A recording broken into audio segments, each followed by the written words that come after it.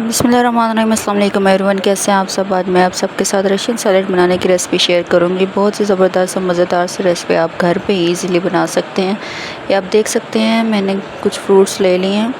یہاں پہ میں سیب لے رہی ہوں۔ سیب کو میں نے 2 کیوبس میں اس طرح سے کٹ لگا لیا۔ اس کو اب میں کیوبس میں کٹ کر لوں گی چھوٹا چھوٹا۔ آپ کو جتنے کیوبس چاہیے، جس سائز کے چاہیے آپ اس حساب سے اس کو کٹ کر سکتے ہیں۔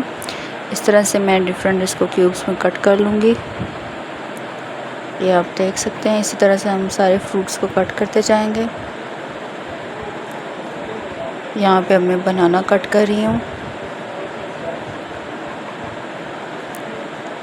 اس طرح سے میں اس کے 4 کٹ لگا کر اس کو کیوبس میں چھوٹے چھوٹے باریک کیوبس میں اس کو کٹ کر لوں گی اس طرح سے۔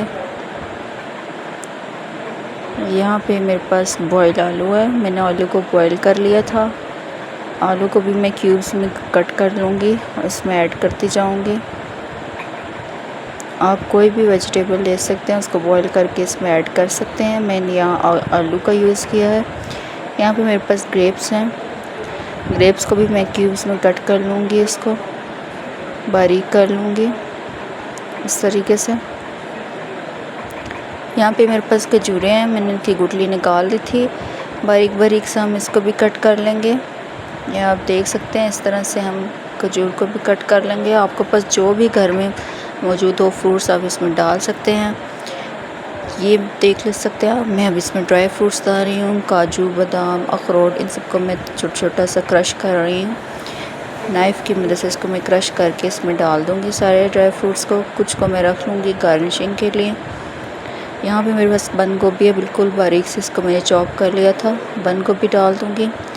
کریم ہے میرے پاس، 1 ملک پیک کریم ہے، میں کریم ڈال دوں گی اس طرح سے۔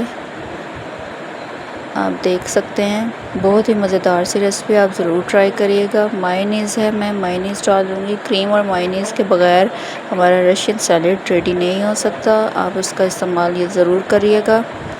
اس طرح سے میں مائونیز اور کریم دونوں کو ڈال دوں گی، آپ دیکھ سکتے ہیں۔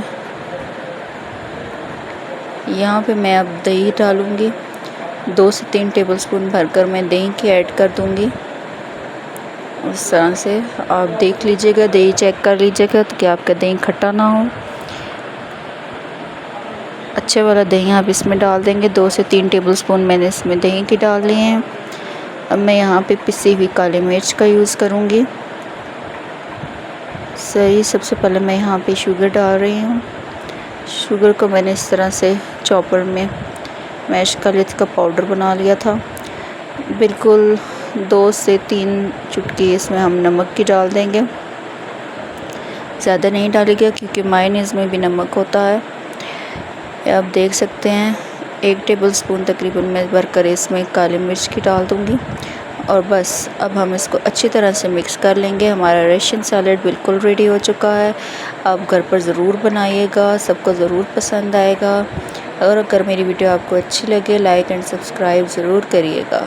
Thank you for watching my video. اللہ حافظ۔